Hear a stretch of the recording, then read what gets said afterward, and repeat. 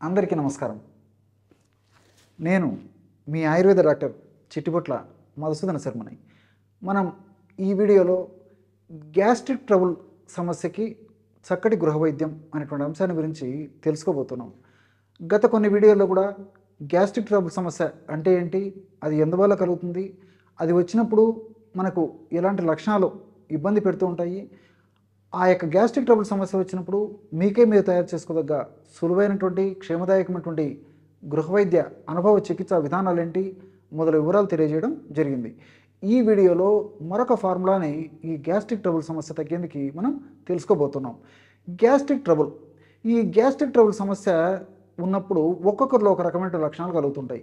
అంటే కొంతమందిలో తేన్పులు రావడము, అందులో పుల్ల తెన్పులు కొంతమందికి వస్తుంటాయి, మామూలు తెన్పులు కొంతమందికి వస్తుంటాయి, వికారంగా ఉంటుంది, నోట్లో నీళ్లు ఊరుతుంటాయి, కొంతమందికి అప్పుడప్పుడు వాంతులు అవుతుంటాయి, కొంతమందికి గొంతు భాగంలో ఎద భాగంలో అంటే చెస్ట్ భాగంలో మంట నొప్పి ఉండేటువంటి పరిస్థితి ఏర్పడుతుంది. అదేవిధంగా వాంతి వచ్చినటువంటి పరిస్థితి ఏర్పడుతుంది, కడుపు నొప్పిగా ఉంటుంది, కడుపు ఉబ్బరంగా ఉంటుంది, అట్లే విరేచనం ఎక్కువసార్లు అయ్యేటువంటి పరిస్థితి ఉంటుంది. కొంతమందికి విరేచనం సరిగ్గా కాదు, అయినటువంటి విరేచనం కూడా గట్టిగా అయ్యేటువంటి పరిస్థితి ఏర్పడుతుంది. విరేచనంలో వాసన ఉండేటువంటి పరిస్థితి ఏర్పడుతూ ఉంటుంది. విరేచనంలో చీము, బంక, జిగురు ఇలాంటి ఉండేటువంటి పరిస్థితి ఏర్పడుతూ ఉంటుంది. అట్లే విధంగా పొట్ట ఉబ్బరంగా ఉండేటువంటి పరిస్థితి ఏర్పడుతుంది. ఆకలి సరిగ్గా వేయదు, కొంతమందికి విపరీతంగా ఆకలేసేటువంటి పరిస్థితి ఏర్పడుతుంటుంది. ఇలా వివిధ రకాలైనటువంటి లక్షణాల సమన్వితమే ఈ యొక్క గ్యాస్ట్రిక్ ట్రబుల్ సమస్య. ఈ సమస్యలో కొంతమందికి కొన్ని రకాలైన లక్షణాలు ఉంటాయన్నమాట. కాబట్టి అందరికీ ఈ లక్షణాలని ఉండాలని లేదు, కొంతమందికి కొన్ని రకాలైన లక్షణాలు. ఈ గ్యాస్ట్రిక్ ట్రబుల్ సమస్యకు సంబంధించినటువంటి ఇలాంటి లక్షణాలు ఉన్నప్పుడు మీకే మీరు తయారు చేసుకోదగ్గ ఔషధం, ఎలాంటి ఔషధాన్ని తయారు చేసుకోవాలంటే స్వచ్ఛమైనటువంటి ఆవు నెయ్యి 200 ml లేదా 200 ml తీసుకోండి. కష్టే కొద్దిగా మనం కష్టపడితే మనకి మంచి ఆవు నెయ్యి కూడా దొరుకుతుంది అనమాట. మరి ఆవు నెయ్యిని కాస్త వెచ్చజేసేసి ద్రవరూపంగా మార్చేసేసి, అంటే పేరినటువంటి నెయ్యి మనకు ఉన్నట్లయితే కాస్తే ద్రవరూపంగా మారిపోతుంది. లేకపోతే ఆల్రెడీ మనకు ద్రవరూపంగా ఉన్నటువంటి నెయ్యే మన వద్ద ఉన్నట్లయితే నెయ్యిని కొద్దిగా కాచేసేసి కొద్దిగా వేడెక్కిన తర్వాత అందులో 50 గ్రాములు శొంఠి చూర్ణము, 50 గ్రాములు వామును వేయించి చేసినటువంటి చూర్ణము, 50 గ్రాములు సోంపు గింజలను వేయించి చేసినటువంటి చూర్ణము, 50 గ్రాములు పటిక బెల్లం పొడి కలపాలన్నమాట. ఇందులో కూడా మొట్టమొదట పటిక బెల్లం పొడి కలిపేసేసి తర్వాత మిగతా పదార్థాలని 50 గ్రాములు 50 గ్రాములు 50 గ్రాముల చొప్పున కలుపుకోవాలి. అంటే 200 మిల్లీలీటర్ల ఆవు నెయ్యిలో మొదటగా పటిక బెల్లం పొడి 50 గ్రాములు కలిపేసేసి తర్వాత శొంఠి పొడి, తర్వాత వామును వేయించేసినటువంటి పొడి, తర్వాత సోంపు గింజల పొడి, ఈ పద్ధతిలో కలుపుకుంటే సరిపోతుంది అనమాట. ఈ పదార్థాలని కలిపేసేసి కొద్దిసేపు అలాగే ఉంచడం వల్ల ఔషధం బాగా కలిసిపోయి బ్రహ్మాండమైనటువంటి లేహ్యంలాగా తయారైపోతుంది అనమాట. అంటే హల్వాలాగా తయారైపోతుంది అనమాట.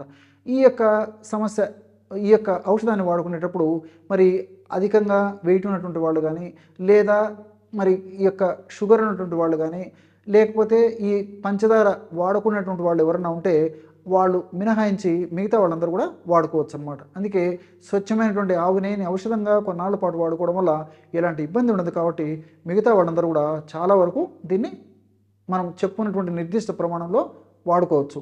ఈ యొక్క పదార్థం ఈ విధంగా తయారు చేసుకున్న తర్వాత ఒక గాజు సీసాలో నిల్వ ఉంచుకొని రోజు ఒక్కసారి, ఉదయం ఒక్కసారి, అదేవిధంగా సాయంత్రం అంటే ఉదయం ఆహారానికి ఒక అరగంట ముందు, అదేవిధంగా సాయంత్రం 5 నుంచి 7 గంటల మధ్యలో మరొక్కసారి ఒక టీ స్పూన్ అంటే ఒక 5 గ్రాములు ఈ యొక్క ఔషధాన్ని చప్పరించాలన్నమాట.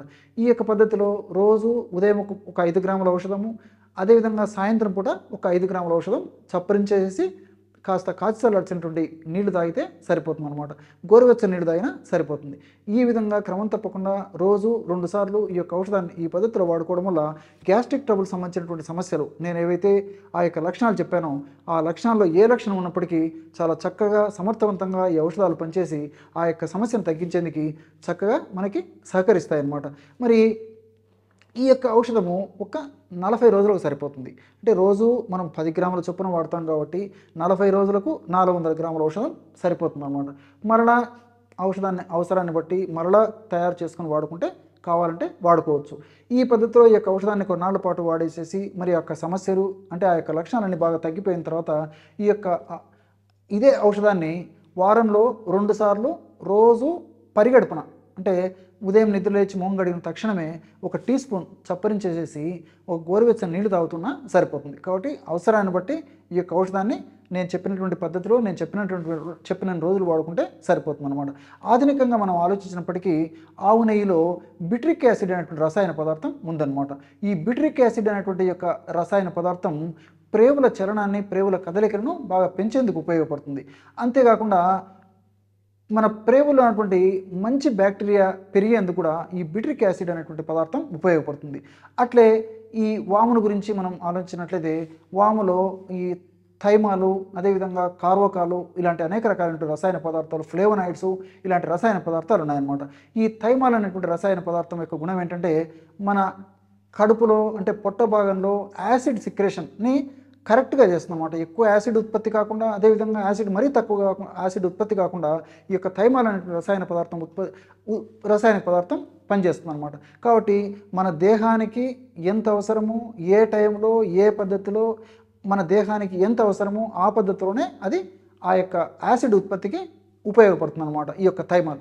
అట్లే థైమాలు ఫ్లేవనాయిడ్స్ కొలెస్ట్రాల్ పెరగకుండా ముఖ్యంగా చెడు కొలెస్ట్రాల్ ఎల్డిఎల్ విఎల్డిఎల్ ట్రైగ్లిజరైడ్స్ పెరగకుండా ఉండేందుకు ఈ థైమాల్ ఫ్లేవనాయిడ్స్ పనిచేస్తాయి.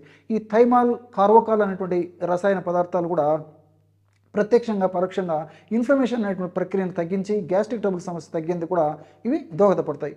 అట్లే శొంఠిలో ఉన్నటువంటి జింజరాలు షాగోలు అనేటువంటి రసాయన పదార్థాలు కూడా ఈ విధంగా ఈ యొక్క గ్యాస్ట్రిక్ ట్రబుల్ సమస్య తగ్గేందుకు ఉపయోగపడమే కాకుండా చక్కటి జీర్ణశక్తికి ఆకలి కూడా ఇవి ఉపయోగపడతాయి. ఈ మనం తర్వాత చెప్పుకున్నటువంటి ఈ యొక్క పదార్థం ఉన్నటువంటి సోంపు, ఈ సోంపు గింజల్లో కూడా అనెతాలు ఫైబరు అదేవిధంగా ఈ ఫినోలిక్ కాంపౌండ్స్ ఇలాంటి అనేక రకాలైనటువంటి పదార్థాలు ఉన్నాయన్నమాట.